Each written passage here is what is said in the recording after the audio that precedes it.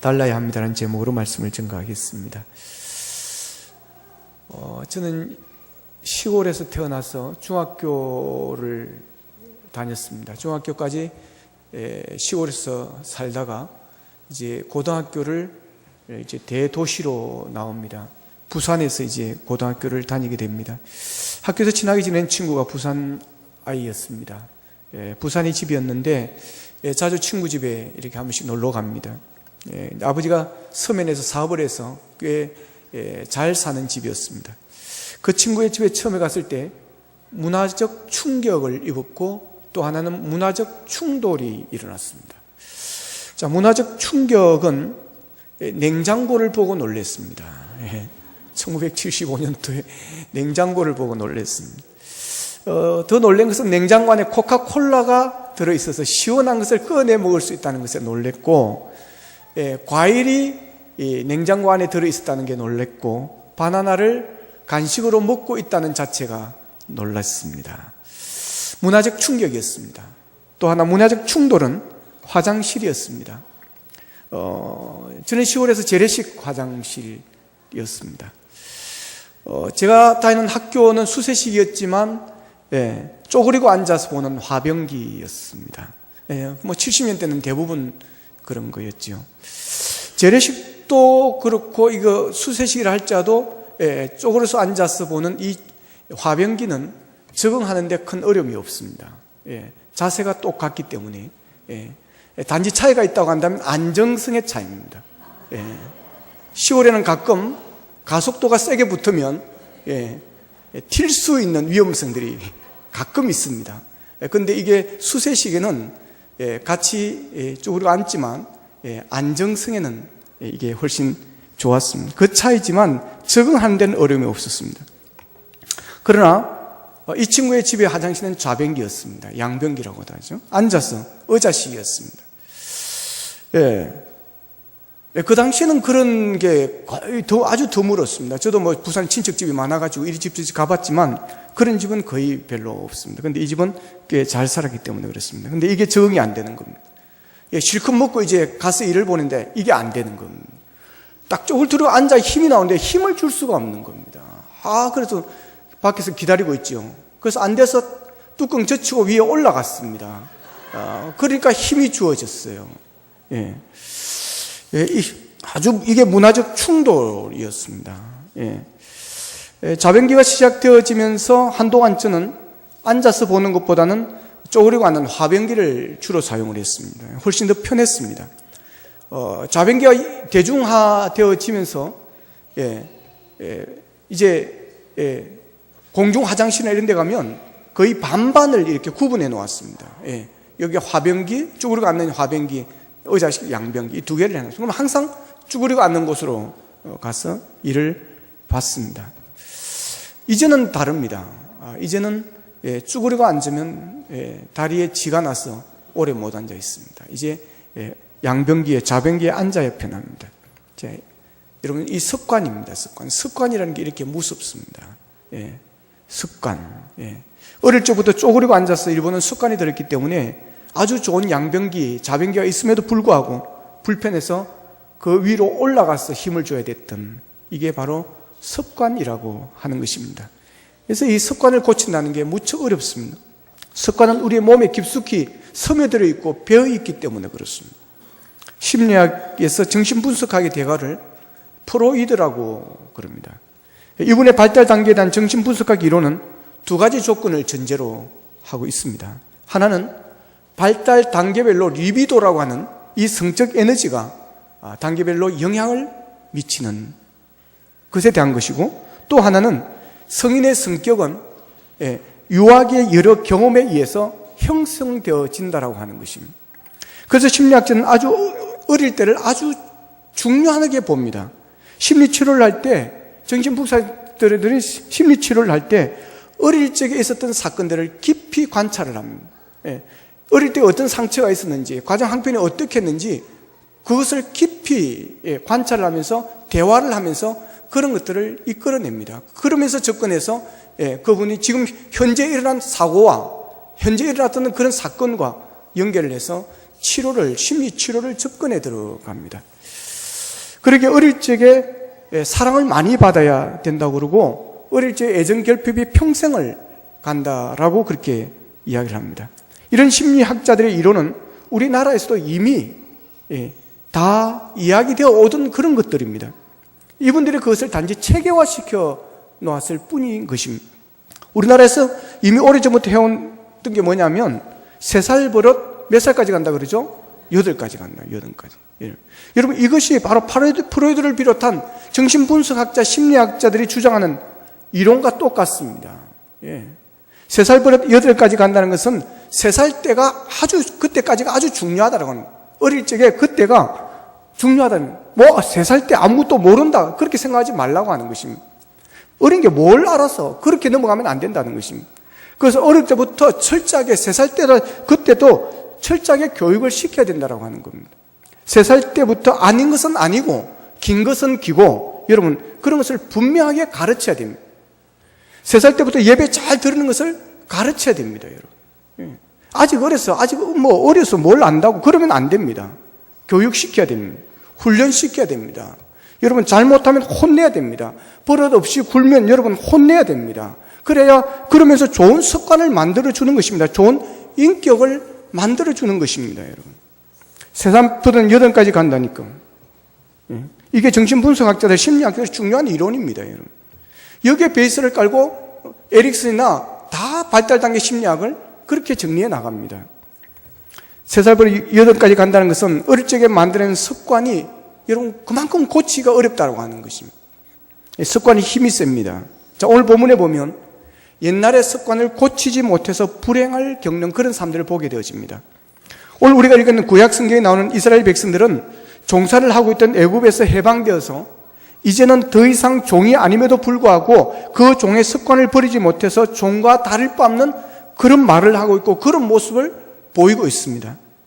그들은 430년 동안이나 애굽에서 종살이를 했습니다. 그리고 모세를 통해서 그 애굽의 땅, 노예의 땅, 종살이하던 땅에서 탈출을 하였습니다. 이제는 더 이상 노예가 아닙니다. 이들은 이제 더 이상 종이 아닙니다. 그럼에도 그들에게는 종의 습성이 남아 있습니다. 그 종의 습성이 그의 몸과 습관에 온전히 벗어나지를 못하고 있습니다. 그래서 종의 자유를 얻었지만 자유를 누리지 못하고 있습니다. 자유에 대한 기쁨과 감격이 없습니다. 하나님은 축복의 땅, 가나안 땅을 그들에게 선물로 주었지만 그들은 가나안에 대한 소망과 꿈을 잃어버렸습니다. 그들은 미래가 없습니다. 소망이 없습니다. 기대가 없습니다. 더 이상 그렇게 앞으로 나아가지를 못합니다. 가나안을 앞에 두고도 그들은 포기할 수밖에 없었습니다. 이들은 과거의 옷을 완전히 벗지 못했습니다. 이제는 애굽에서 입었던 종의 옷을 벗고 하나님이 주시는 믿음의 옷을 입었어야 되는 것입니다. 그들은 종의 옷을 벗지 않았습니다. 그러니 새로워질 수가 없습니다. 새 기쁨, 새 축복을 누릴 수가 없었습니다. 그런데 이것은 오늘 우리의 모습일 수 있습니다. 우리는 예수님을 나의 구주로 영접하고 하나님의 은혜로 우리가 구원을 받았습니다. 우리가 예수님과 구원받음으로 인해서 예수를 믿음으로 우리는 소속이 바뀝니다. 종의 소속에서, 마귀의 종의 소속에서, 죄의 종의 소속에서 오는 하나님의 종으로, 하나님의 자녀로, 하나님의 아들로 우리의 소속이, 신분이 완전히 바뀌었습니다. 그렇다면 우리는 자녀답게 살아야 되는 것입니다. 종처럼 살면 안 되는 것입니다. 자녀답게, 자녀의 권세를 우리는 누려야 되는 것입니다. 우리가 종이 아니라 하나님의 아들로 살기 위해서는 종의 옷을 우리는 벗어야 됩니다. 그렇지 않고는 아들의 삶을 살 수가 없습니다.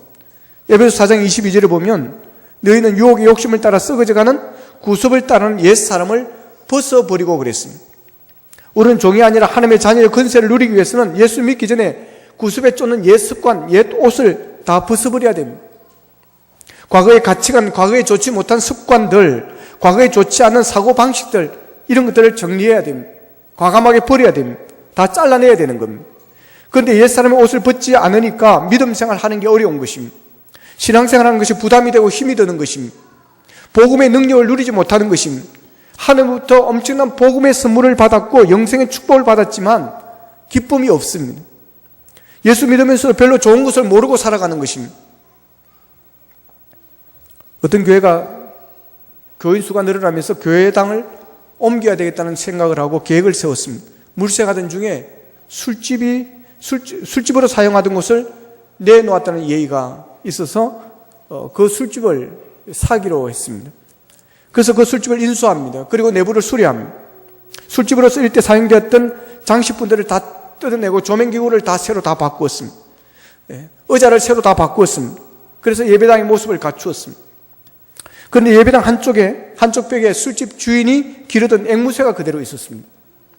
첫 예배가 시작되었습니다. 임례성이 시작되면서 목사님이 제일 먼저 예배당 안으로 들어옵니다. 그래서 앵무새는 목사님 보면서 이렇게 종알댑니다. 새 주인이다. 새 주인이 왔다. 그런. 그 뒤에 이어서 가운을 입은 찬양대원들이 따라 들어왔습니다. 앵무새가 종알댑니다. 새 배우네. 배우가 새로 왔네. 그런. 그리고 앵무새가 예배 참석한 교인들을 쭉 둘러보더니 이제 이렇게 이야기합니다. 손님들은 한도 안 바뀌었네. 옛날 손님 그대로네. 그러더라고요. 여러분, 술집이 변하여 교회가 됐는데 주인은 안 바뀌었, 주인은 바뀌었네. 손님은 여전히 그대로더라는 것입니다. 그때 그 사람. 여러분, 해가 바뀌어도 새해가 되었지만 우리의 모습은 그대로 아닌지요.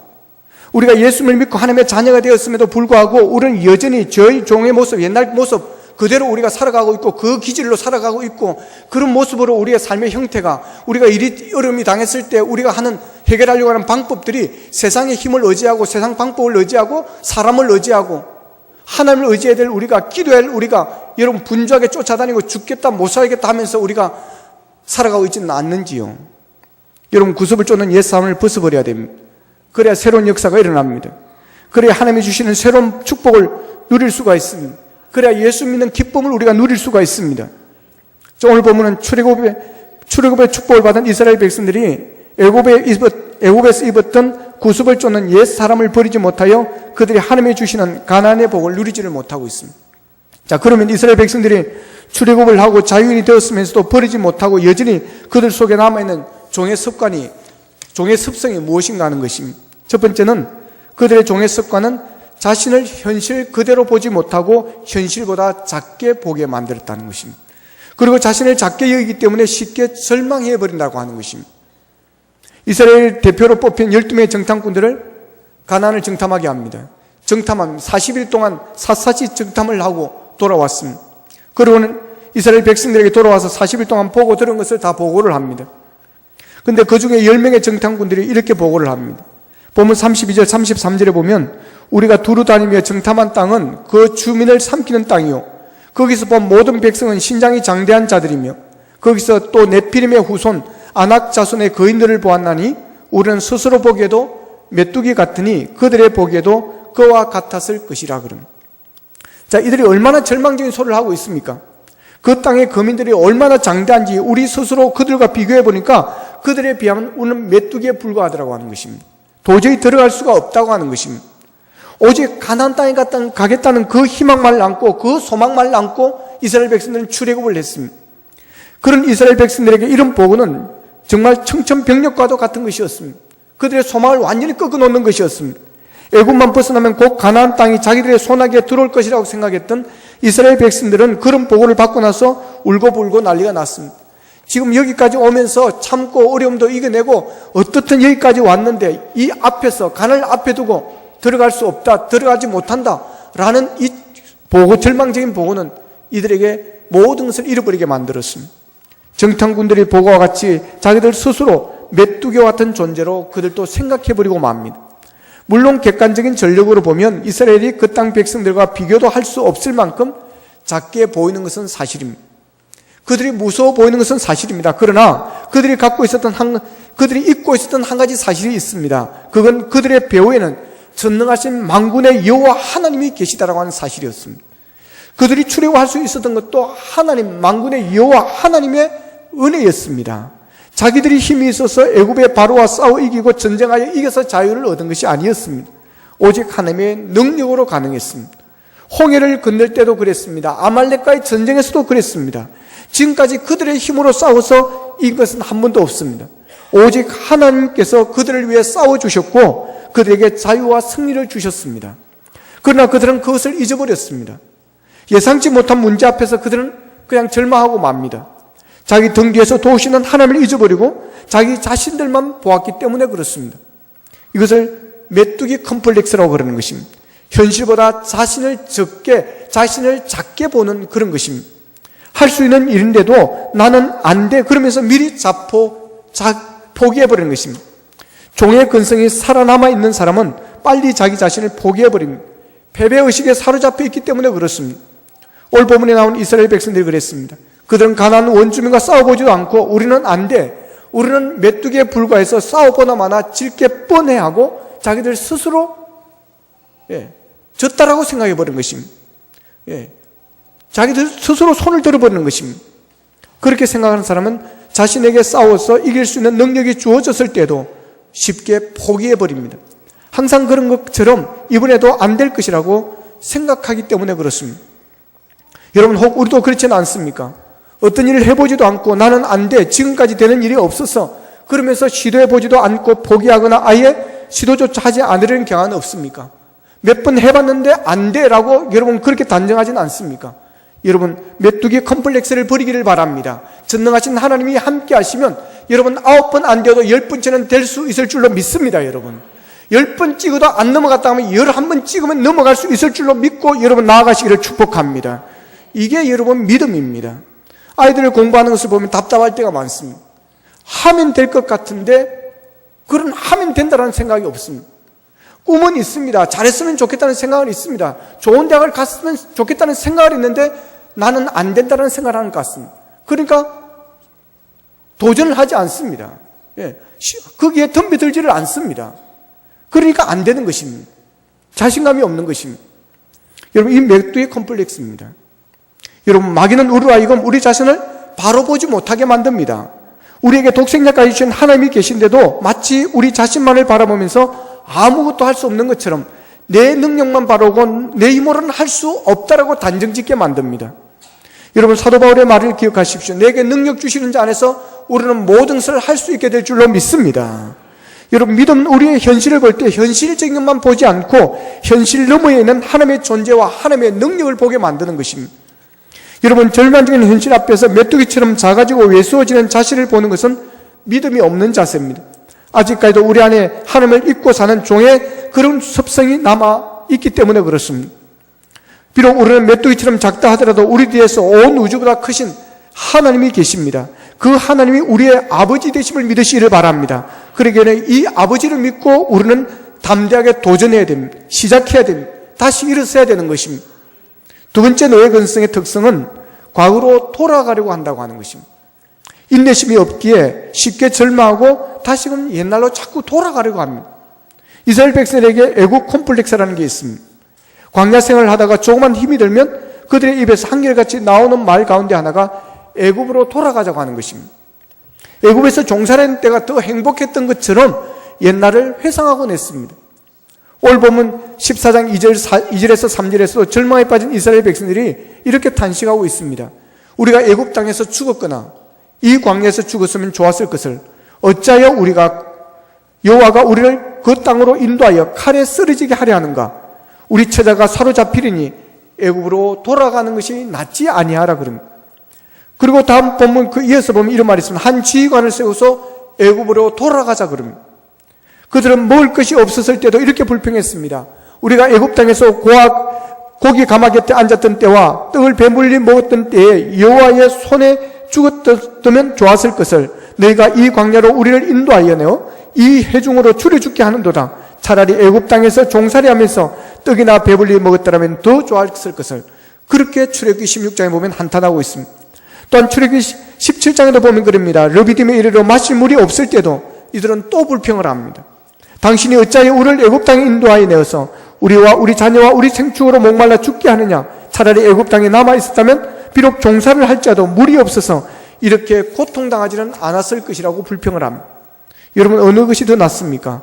애굽 땅에서 평생을 종살이하다가 죽는 것이 낫습니까? 아니면 지금은 좀 힘들지만 자유인이 돼서 약속의 땅 가나안을 소망하여 그곳을 향해 나가는 그름이 낫습니까? 그리고 자손들에게 여러분 애굽에 종을 물려주는 게 낫겠습니까? 내가 좀 힘들어도 가나안 땅에 들어가서 자녀들에게 하나님의 백성, 하나님의 축복을 받으며 사는 그 땅을 물려주는 게 낫겠습니까? 여러분, 우리 신앙인의 삶에서 현실에 안주하라는 것도 크나큰 신앙의 적이지만 더 큰 적은 과거로 돌아가려고 하는 것입니다. 여러분, 우리에게도 애국 콤플렉스 있지 않는지 돌아보시기를 바랍니다. 우리에게도 과거에로 회개하는 본능이 있습니다. 신앙생활에서 그것은 종의 근성과 같은 것입니다. 여러분 어떻습니까? 하나님께서 독생자를 주시면서까지 우리를 죄악의 종로로 타는 데서 구원해 주셨는데 우리는 자꾸만 구원받기 이전의 상태로 돌아가려고 하는 그런 근성을 가지고 있지는 않습니까? 예수 믿기 이전이 그래도 좋았다고 생각될 때는 있지 않습니까? 혹 우리의 생각은 그렇지 않다고 말할지라도 우리의 삶은 끊임없이 옛 생활로 돌아가려고 하고 있습니다. 여러분, 천국 열차는 후진기어가 없습니다. 믿음 생활을 후진하면 안 됩니다. 돌아가려고 하면 안 됩니다. 가나안은 앞에 있습니다. 그렇기 때문에 앞으로 가야 가나안에 들어갑니다. 앞으로 가야 여러분 천국에 들어갑니다. 여러분, 하나님은 앞에 좋은 것을 준비해 놓으시고 예비해 놓으시고 믿으시기를 축복합니다. 롯의 아내가 뒤돌아보다가 여러분 소원기둥이 되었습니다. 여러분, 뒤돌아보지 마십시오. 과거로 돌아가지 마십시오. 주님 뜻대로 살기로 했네. 주님 뜻대로 살기로 했네. 주님 뜻대로 살기로 했네. 뒤돌아서지 않겠네. 같이 하겠습니다. 주님 뜻대로 살기로 했네. 주님 뜻대로 살기로 했네. 주님 뜻대로 살기로 해. 뒤돌아서지 않겠네. 뒤돌아서지 않. 이 세상 사람 날 몰라줘도, 이 세상 사람 날 몰라줘도,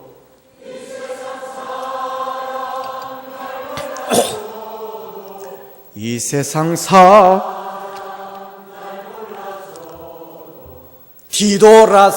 뒤돌아서지 않겠네. 세상 던지고 십자가 보내. 세상 던지고 십자가 보내. 세상 던지고 십자가 보내. 세상 던지고 십자가 보내. 뒤돌아서지 않게. 세상 던지고 십자가 보내. 세상 던지고 십자가 보내. 세상 던지고 십자가 보내. 세상 던지고 십자가 보내. 뒤돌아서지 않겠네. 할렐루야. 그렇습니다. 여러분, 뒤돌아보지 마십시오. 앞만 보고 가시기를 바랍니다. 세상 던지고 십자가만 보고 앞으로 나아가십시오. 그래야 가나안에 들어갑니다. 그래야 은혜의 땅에 들어갑니다. 그래야 여러분 축복의 땅에 들어가는 줄로 믿으시기를 바랍니다. 세 번째로 종의 습성에 사로잡히면 일이 잘못될 때나 안 될 때 항상 탓을 한다고 하는, 남의 탓을 한다는 것입니다. 자, 오늘 본문에도 보면 이스라엘 백성들은 가나안 땅에 들어가는 것이 어렵다는 생각이 드니까 모세와 아론에게 막 탓을 했습니다. 원망을 했습니다. 그러나 우리가 성경을 보면 이스라엘 백성들이 여기서만 그러는 것이 아닙니다. 그들은 힘들거나 어려움을 당하기만 하면 그때마다 곧바로 모세와 아론을 원망했습니다. 자기들은 전혀 잘못한 것이 없는 것처럼 그렇게 말을 합니다. 그렇다고 일이 잘 풀리고 행동할 때 그때는 자기들을 인도한 모세와 아론에게 감사했느냐면 성경 어느 곳을 찾아봐도 감사했다는 말이 없습니다. 어려움을 당하면 모두 모세와 아론을 탓했고 일이 잘 풀리면 자기들이 잘나서 그런 것처럼 아무에게도 감사하지 않았습니다. 탓하는 습관이 그들에게 배어 있었습니다. 이게 바로 종의 습성, 종의 근성이었습니다. 그들은 애굽에 있을 때 힘들고 어렵고 안 되고 이럴 때면 항상 애굽 탓이라고 그랬습니다. 우리는 하나님의 주신 땅에 가서 자유를 누려야 되는데 이 애굽 때문에, 이 애굽의 바로왕 때문에 우리가 이렇게 되었다고 그런 탓을 하면서 430년을 살았습니다. 이 근성이 살아있습니다. 근데 과연 이스라엘 백성만 그러겠습니까? 아마도 우리가 그런 처지에 놓인다면 우리도 틀림없이 이스라엘 백성들처럼 모세와 아론을 원망하고 모든 것이 그들 때문에 생겨난 일이라고 탓하였을지 모릅니다. 우리가 이런 말을 잘 씁니다. 잘 되면 자기 탓, 잘못되면 조상 탓. 여러분, 그만큼 우리나라 사람들이 여러분 남의 탓으로 돌리는 습성이 우리에게 강하다고 하는 것입니다. 그 죄악에 물들어 있는, 그게 죄악에 물들어 있는 인간의 본성입니다. 시험된 성도들을 찾아갈 때가 있습니다. 그들의 말하는 걸 들으면 다 남의 잘못입니다. 다 교회가 잘못했고 다 누구 탓이라고 그럽니다. 자기는 눈곱만 트도 잘못했다는 것을 하나도 보이지를 않습니다. 이게 애굽에서 갔던 종의 습관 그대로 남아있다고 하는 것입니다. 1990년 노벨 평화상 후보에 올랐던 엘리나라고 하는 분이 계십니다. 그분의 별명은 노인의 어머니라고 하는 이름입니다. 왜냐하면 세계적으로 가장 크고 훌륭한 양로원을 만들었습니다. 많은 사람들에게 깊은 감명을 주고 노벨상 후보까지 올라가게 되어집니다. 이분은 본래 하나님께 헌신하고 중국으로 가서 중국 선교사의 사명을 감당했습니다. 그런데 힘써서 중국 선교사로 일하는 가운데 폐결핵에 걸리게 되어집니다. 그 불길한 상황 속에서 폐결핵에 걸려서 각혈을 하게 되어집니다. 그러나 그는 하나님이여 어째서 내게 이런 병을 주십니까? 라고 원망하지 않았습니다. 하나님 제게 지금 무엇을 원하십니까? 그러면서 조용히 겸손히 하나님 앞에 기도했다는 것입니다. 그리고 고향으로 돌아왔습니다. 고향에는 아버지가 유산으로 물려준 불모지 넓은 땅이 있었습니다. 이걸 개간해서 농사를 지었습니다. 그래서 농사에서 얻은 수확을 가지고 중국에 선교하는 선교사들에게 선교비로 다 보냈습니다. 선교사님들이 자기를 대신해서 일을 하고 있다고 그는 믿었기 때문에 그렇습니다. 그런데 농사하다가 또 추수하면서 탈곡을 하다가 손이 하나 끼어들었습니다. 그래서 한쪽 손을 자르게 되었습니다. 그게 오른쪽 손이었습니다. 그러나 그는 하나님을 원망하지 않습니다. 하나님 어찌 이런 일이 있는 겁니까? 하지 않고 하나님은 지금 내게 무엇을 원하십니까? 라고 그렇게 겸손하게 기도합니다. 그리고 농사를 멈추고 그 땅에다가 양로원을 짓습니다. 노인들을 위로하기 시작했습니다. 이것이 성공적으로 확장되어서 세계적인 유명한 양로원이 되고 그는 노인의 어머니라고 그런 높은 호칭을 받게 됩니다. 사랑스러운 그런 호칭을 받습니다. 그는 결코 환경을 탓하지 않았습니다. 환경을 원망하지 않았습니다. 주여 주는 내게 지금 무엇을 원하십니까? 라고 기도했다는 것입니다. 천주교 평신도 사도직 협의회에서 한때 내 탓이요 운동을 전개했습니다. 모두가 자기 잘못을 보지 못하고 남만을 탓하는 이 세상에 자기 자신을 성찰할 수 있는 기회를 만들어 주었습니다. 오늘 우리도 다시 한번 내 탓이요를 외쳐야 할 때라고 생각합니다. 아니 우리 신앙에는 끊임없이 내 탓입니다 그렇게 외칠 수가 있어야 되는 것입니다. 내 탓이요를 외칠 수 있는 곳에 평화가 있습니다. 거기에는 싸움이 없습니다. 거기는 분쟁도 없습니다. 상처도 없습니다. 그럴 때 시험 될 일도 없습니다. 여러분 1-2주면 한두 주면 걸어갈 수 있는 가나안 땅을 이스라엘 백성들은 왜 40년이나 광야에서 방황을 하다가 들어가게 된 겁니까? 왜 하나님께서 그들을 40년 동안 광야에서 헤매다가 가나안으로 들어가게 하신 것입니까? 광야 40년 이기적이고 종살이 시절에 안일함을 벗어버리지 못한 이스라엘 백성들에게서 종의 근성을 벗어버리도록 만들기 위한 훈련의 기간이었습니다.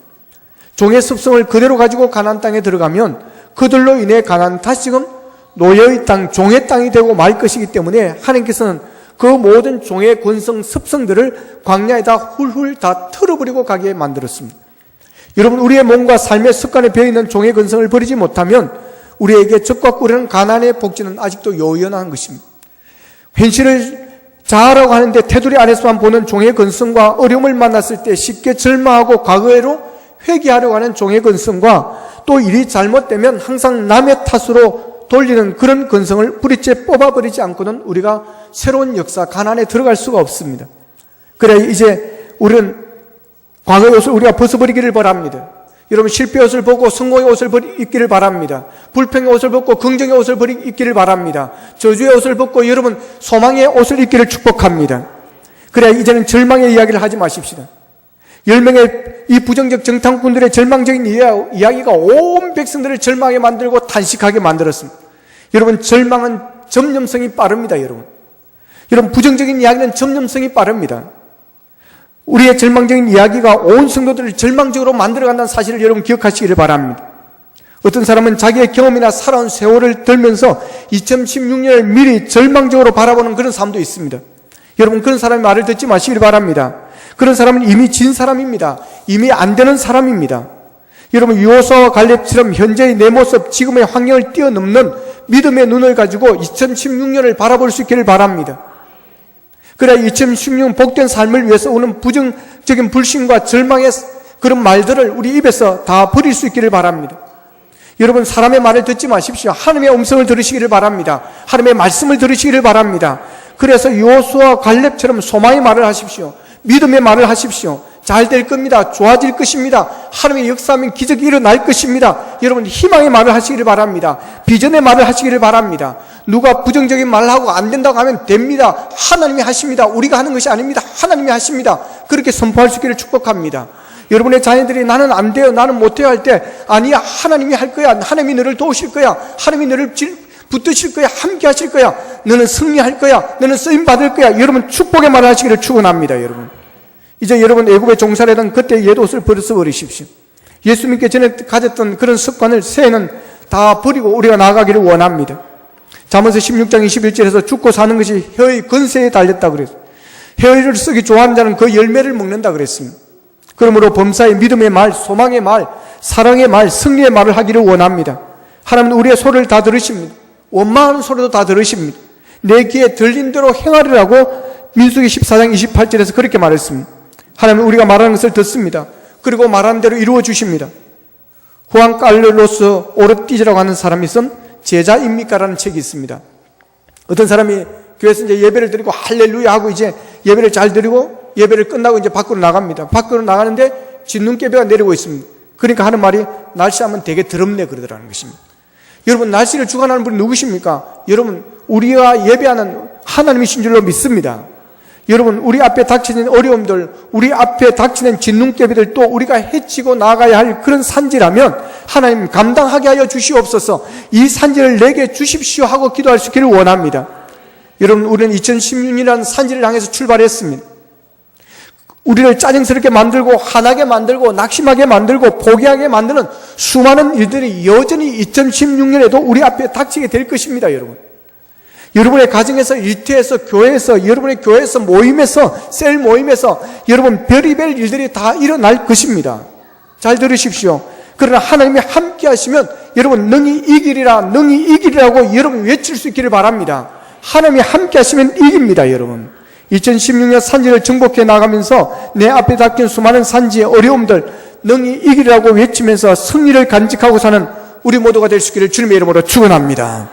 기도드리겠습니다.